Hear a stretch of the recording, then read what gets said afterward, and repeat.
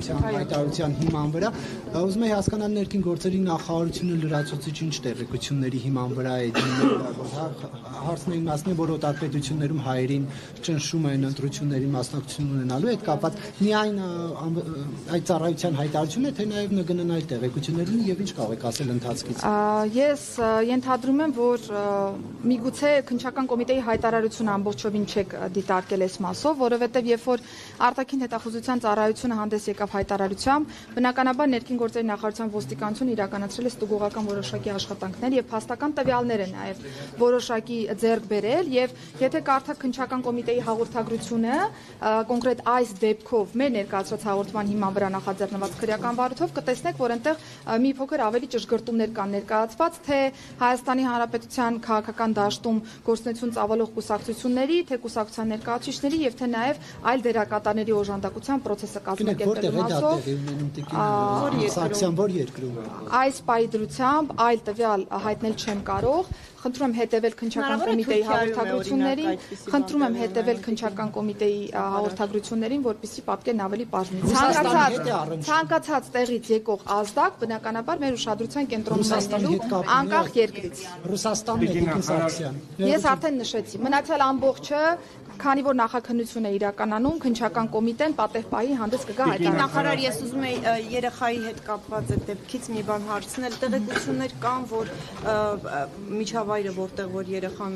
ապրել է, ինչ որ ամբարով վարքեր են եղել, կա ոստիկանության մոտ նման տեղեկություններ, եթե այո, մի քիչ մանրամասնեք, ինչի մասին է խոսքը։ Ոստիկանություն կա, մի քանի այդպիսի դեպքի մասին ենք լսել, իրենց հայտնի չէ նախապես թե ինչ է կատարվում։ Նախ մենք հետ կապված էլի միանգամից ասեք հոր հետ կապված ինչ տեղեկություններ կան, փնտրում եք կամ նա ինչ մասնակցություն ունի։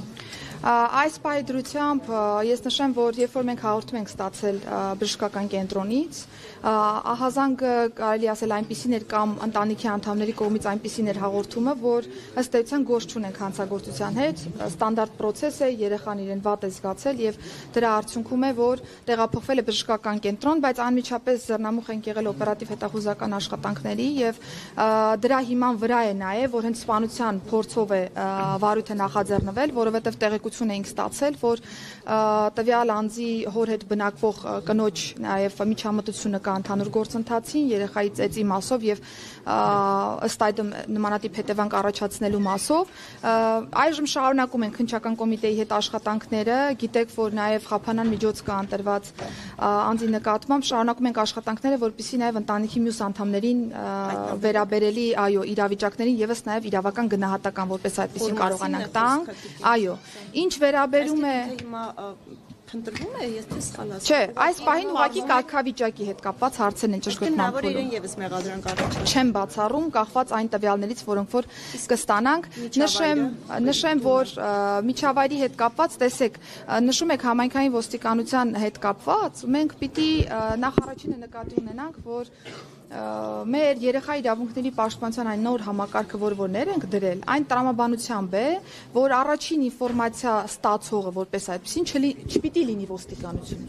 Այսինքն ազդակը պիտի գա համայնքից, ազդակը պիտի գա այնտեղի սոցիալական ծառայողներից եւ մնացյալից։ Ես վստահ եմ, որ նաեւ գործընկերներն են այս հարցը դիտարկում, նաեւ իրենց իրավասության տիրույթում, որ հասկանան եղել է ազդակ օբյեկտիվորեն, թե չի եղել ազդակ նմանատիպ իրավիճակի։ Ես էլ մեր մասով համայնքային ոստիկանների կտորով եմ դիտարկում իրավիճակը, որպեսզի հասկանանք հնարավոր էր այդպիսի տեղեկատվություն մեր գործիքակազմի տեսանկյունից այո ստանալ թե ոչ, եւ եթե որևէ խախտում հայտնաբերի այս դեպքում իմ պատասխանատվության տիրույթում, այսինքն ոստիկանի աշխատանքի մասով, բնականաբար ռեակցիան ուշադրություն դրությամբ այդ մասով ինչ ասացիք, ինչ որ հետո արդեն որ ուսումնասիրել կա այդպիսի, այդ եղել այդպիսի միջավայր, այդ մասին էր հարցնի նախարար։ Հիմա շարունակում ենք մեր ուսումնասիրությունները, թույլ տվեք ավել բան չհանրայնացնել, որովհետեւ նաեւ երեխաների եւ ընտանիքի մյուս անդամների հետ կապված որոշակի նաեւ հոգեբանական վիճակ ունենք։ Հիմա պատկան մարմինները աշխատում են այդ մասով։ Երեք Նիկոլ Փաշինյանը հայտարարություն ցույցում էր, որ Հայաստանում կան ուժեր, որոնք պատերազմ են նախապատրաստում, ընդ որում ծանր հետևանքներով, քանի որ ՆԳՆ նաև ակտիվ այսպես հայտարարություններ ընտրությունների տարածում կուսակցությունների գործունեության վերաբերյալ, ինչ նկատի ուներ նա, ով է Հայաստանում ներքաղաքական դաշտում պատերազմ նախապատրաստում, արդյոք հենց սա այսպես հասարակության շրջանում փուճապ տարածում ու հիբրիդ պատերազմը օրինակ, ըստ ձեզ։ Որևէ խոճապի մասին խոսք չկա, վարչապետը փաստական առումով անդրադառնում է այն խոսույթին, որ ըստ էության կա այս պայծրությամբ քաղաքական դաշտում եւ քաղաքական արձագանք է նաեւ տալիս որպես երկրի ղեկավար եւ նշեմ, որ եթե այլ հանցագործության տարերի հետ կապված հարցեր առաջանան, բնականաբար ՆԳՆ-ն հանդես կգա հաղորդագրությամբ։ Ուժն է, որ ասել է, որ մենք կողմ ենք պատերազմի, ամեն դեպքում ինձ թվում է Կարծում եմ բոլորդ հետևում եք լրատվական դաշտին եւ վստահ եք, որ շատ ուժեր, այնպիսի մտքեր եւ այնպիսի հայտարարություններ են նաեւ հնչեցնում, որոնք այո, հակադարձում են հաստատված խաղաղությանը եւ կարող է նմանատիպ քաղաքական ռեակցիա լինել եւ ինչը բնական է։ Փաստորեն տվյալներ չկան, տիկին նախարար, միայն քաղաքական Ես հայտարարություններ են դրանք։ որ կա նմանատիպ ազդակ, վարչապետը տվել է քաղաքական գնահատական եւ իրավապահ համակարգը հանցագործության կոնկրետ տարերի դեպքում կտա արդեն նաեւ իրավական գնահատական։ Տիկին նախարար երկու հարց կադրային փոփոխություններին չնայած անդրադարձակ նոր փոփոխություններ առաջիկայում նախատեսված են արդյոք եւ երկրորդ հարցը ինչը այստեղ եղավ եւ դարձավ այսպես ասենք նաեւ լրագրողների հետ վիճաբանության պատճառ 10 եպիսկոպոսներին ուղեկցելու հետ կապված Գեղամանուկյանն ասեց 300 ոստիկան դուք դրա հետ չհամաձայնվեցիք որպեսզի ես չասեմ մենք քանի ոստիկան ենք տեսել դուք ասեք ոստիկաններ քանիսն են եղել ինչ օրենքով են նրանք ուղեկցել արդյոք նույն որ խնդրեմ հետևից մի խոսեք էլ ես չեմ լսում ինչ հարցա որ ճիշտ պատասխանեմ Բոլորին է խոսք ուղղված։ Թիվն էիք ուզում, հետո այնուամենայնիվ նաև նույն մենք տեսնում ենք, որ առանձին հոգևորականների, որոնք այսպես ասենք, իշխանությանն են սատարում, իրենց անմիջական վերահսկողությունն է, իրականացնում ոստիկանությունը, իրենք են դիմել, ոստիկանությունն է տեսել, որ կա անհրաժեշտություն նույն այդ քահանաներին, եպիսկոպոսներին պաշտպանել եւ ումից են պաշտպանում։ Նախ կադրային փոփոխությունների մասով, եթե ճիշտ լսեցի, նաև ասում էի կադրային հնարավոր փոփոխություններ սպասվում են, թե չեն սպասվում։ Կադրային փոփոխությունները բնականաբար ընթացիկ process է որպես այդպիսի նախարարության տեսանկյունից։ Տեղյակ եք, որ փոխոստիկանապետերի փոփոխությունից հետո մենք ունեցել ենք նաև բարեկային ծառայությունը որոշակի փոփոխություններ նկատմամբ մոնիտորինգի վարչությունը, Երևանի գնդի հրամանատար, նշանակվել է արդեն իսկ կա նշանակումը Երևանի գնդի հրամանատարի տեղակալն է նշանակվել նախկինում հենց այդ պաշտոններ զբաղեցնում եւ գումարտակի հրամանատարներից մեկը նաեւ նշանակվել է գնդի հրամանատարի տեղակալ այսինքն շատ սինխրոն տրամաբանական աճ են ունեցել առաջխաղացում են ունեցել այս մասով որովհետեւ մեր ռեֆորմների սկզբունքում էլ է դրված հենց այս մոտեցումը որ եթե անձինք աշխատում են եթե արժանի են առաջխաղացում պիտի լինի անխուսափելի ըստ այդմ իրականացրել ենք նշանակումները փոփոխություններ միշտ եղել են նախորդ օրերին են եղել, առաջիկա օրերին էլ կամ շաբաթներին կամ ամիսներին էլ կլինի։ Իհարկե ըստ անհրաժեշտության, որովհետև եթե կարիքը չենք տեսնում կադրային փոփոխության, այդպիսի փոփոխություններ տեղի չեն ունենում եւ մենք չենք կատարում դրանք ուղղակի անելու համար։ Ինչ վերաբերում է երկրորդ հարցադրմանը, ես վստահ եմ, որ դուք գիտեք, որ ես թիվ հնչեցնել չեմ կարող։ Որովհետև ոստիկանական աշխատանքի տեսանկյունից դա ծառայության կազմակերպման ընդհանուր կոմպոնենտ է եւ թվի պատկեր հնչեցնել չեմ կարող, բայց նշեցի, որ 300 ուղեկցման process-ի մասով տեղեկատվությունը չի համապատասխանում իրականությանը։ Դուք շատ լավ գիտեք այդ մասին, որովհետև դուք եք այնտեղ եղել, ձեզանից շատերը կամ այլ մեր սիրելի լրագրողներ այնտեղ են եղել եւ ոստիկանները Տեսեք, ոստիկանները դուք կարող եք տեսնել, որ շատ էին, որովհետև ինչ եք տեսել նաև տեղում։ Տեսել եք, որ երկու կողմ հավաք է իրականացնում մայրաթորի նույն տարածքում եւ կային նաև որոշակի սադրիչ գործողությունների մասով օպերատիվ տվյալներ եւ ոստիկանության պարտավորություններ հասկանալու ես հարգում եմ ձեր գործընկերոջը շարունակեմ պատասխանել հետո խոսամ հիմա են ուղեկցվում, արծաթյութի թեմի մոտ են իրենք հերթապահում, այսինքն այնպես չի, որ մենակ խնդիրը այդ օրվա մեջ չէ։ Փայլակը հարցրեց, ես դրան էլ եմ անդրադառնալու։ Կպատասխանեմ, ինչը որ բաց կմնա, կհարցնենք, կարձագանքեմ։ Եվ այս մասով բնականաբար այն չափ ուժ է ներգրավված մայրաթորի տարածքում, որը որ ոստիկանության համոզմամբ թույլ կտար կառավարելություն ունենալ եւ հասարակական կարգ ու անվտանգություն երաշխավորել եւ ելի եմ շեշտում, եթե նույնիսկ մի քանի հազար անձի ներգրավման կարիք լիներ այդ հասարակական կարգն ու անվտանգությունն ապահովելու տեսանկյունից, ոստիկանության ուղիղ պարտականությունն է հաշվել, հասկանալ օպերատիվ իրավիճակը եւ այդ անձանց ներգրավել։ Նույն process-ն է եղել։ Մնացյալ հոգեվորականների առումով տեսեք, մենք իրականացնում իրականացնում ենք քննչական մարմնի կողմից պաշտպանական միջոց կիրառելու մասին որոշումը եւ բոլոր այն դեպքերում, երբ որ վարույթն իրականացնող մարմնից ստանում ենք այդպիսի տեղեկատվություն, միանշանակ է, որ ոստիկանությունը պիտի իրականացնի անձի պահպանություն։ Սա ուզում եմ հստակ արձանագրել, որովհետև այո, դուք կարող եք տեսնել այդպիսի դեպքեր, դրա հիմքում կա կոնկրետ պաշտպանական միջոց կիրառելու մասին որոշում։ Այն հատվածներում, որտեղ որ ենթադրենք դուք տեսնում եք հասարակական կարգի եւ պաշտպանության ապահովման, այսպես ասեմ, կարգախմբեր, նրանք այնտեղ են ելնելով իրենց բուն գործառույթից, հասարակական կարգ եւ անվտանգություն են երաշխավորում եւ ես նորից եմ առիթ ունեցել ասելու, որ տարբեր եկեղեցիների տարածքում այդ նույն պահպանությունը կա, տոն օրերին այդ նույն պահպանությունը կա, մեզ իհարկե ես հասկանում եմ օբյեկտիվորեն, որ ստանդարտ իրավիճակում պահպանության հարցերը այդքան զգայուն չեն լինում եւ մենք չենք բարձրաձայնում այդ մասին, բայց վստահեցնում եմ ձեզ, որ այն դեպքում, երբ հասարակական պաշտպանության համար նույն կերպ չի արձագանքում չկա նման բան, չկա նման բան, Տեր Արտաշես կար, որին գնացել էր համայնքային ներկայացուցիչը եւ դուրս էր հրավիրել եկեղեցուց, ոչ մի ոստիկան չէր միջամտել։ Դա օրինակ չի, որ մարդուն ոստիկանությունը ներկայացնում եւ ոստիկանությունը չի միջամտում։ տեղում հասարակական կարգ եւ անվտանգություն է ապահովում, եթե որևէ անձ մտածում է, որ իր իրավունքները խախտվել են, բնականաբար կարող է կամ վերադաս վարչարարության կարգով ինձ բողոք ներկայացնել ոստիկանի գործողության կամ անգործության մասով, կամ եթե տեսնում է, որ հանցագործության տար է իր պատկերացմամբ, հաղորդում ուղարկել համապատասխան մարմնին, մինչ այս պահ նմանատիպ իրավիճակ էլ ունեցել ենք։ Այսինքն մի դեպքում ինձ վերադաս վարչարարության կարգով բողոք է ներկայացվել, քննչական մարմին քրեական վարույթ նախաձեռնելու վերաբերյալ հաղորդում է ուղարկվել, իրավական պետություն ենք, այդ process-ները պիտի ապահովենք, եթե որևէ մեկը մտածում է, որ իր իրավունքը խախտված է,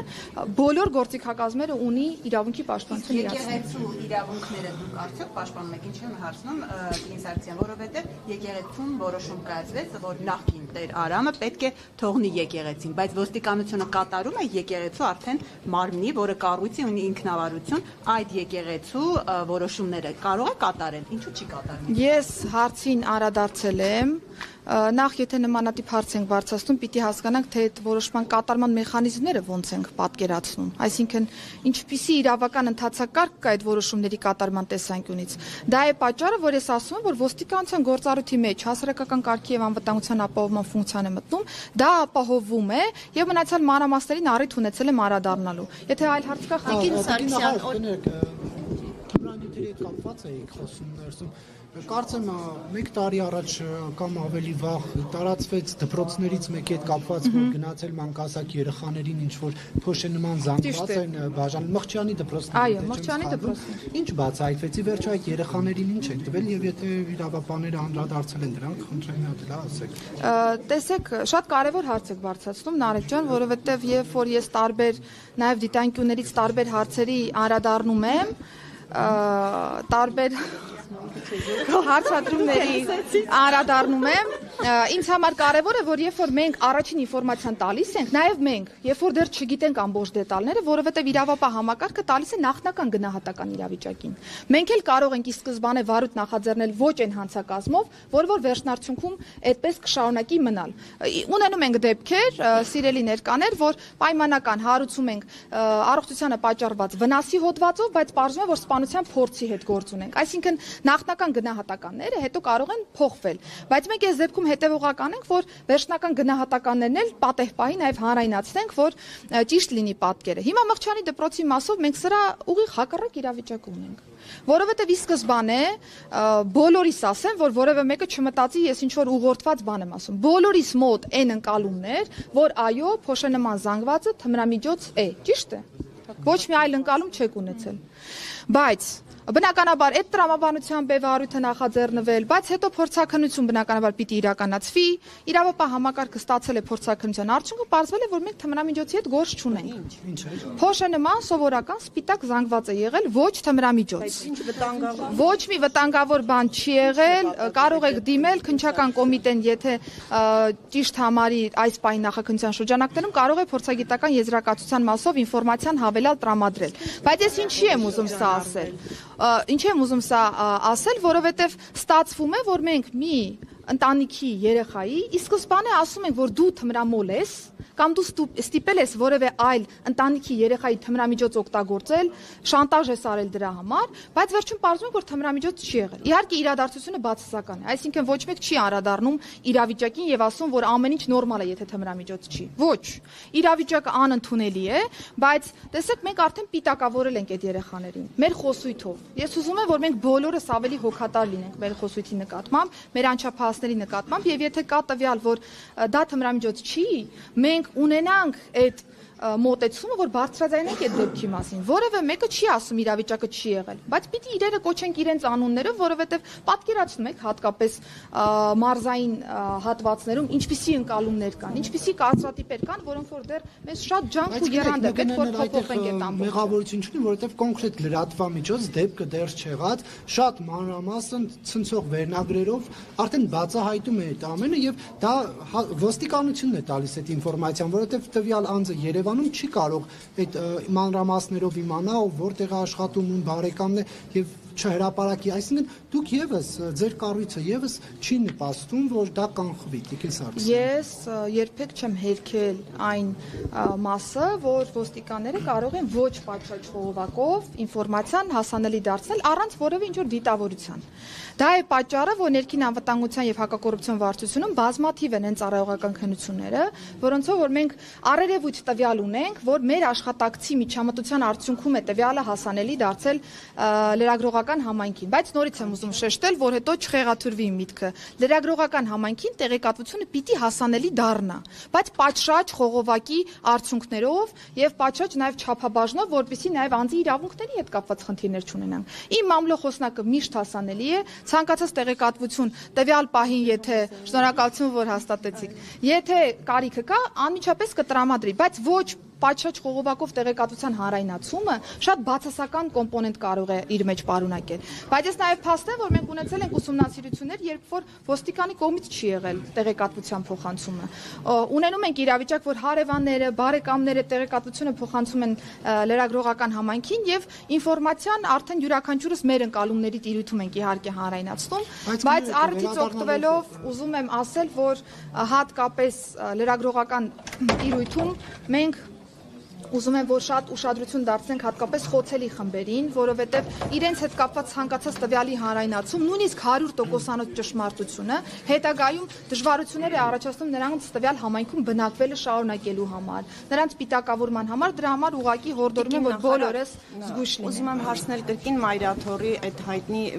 ակցիայի օրը, որոնք հոգևորականներն էին հրավիրել, տեղի ունեցածին, ես ուզում եմ կոնկրետ մի դրվագի դուք անդրադառնաք, երբ որ հոգևորականներին, ովքեր ակցիա էին հրավիրել, ուղեկցում էին անձինք, որոնց մեջ նաև հետո ինչպես պարզվեց ոստիկաններ եւս եղել են իրավապահ համակարգի աշխատակիցներ։ Չեն եղել, այսինքն այդ ուղեկցողները, որոնք ուղեկցում էին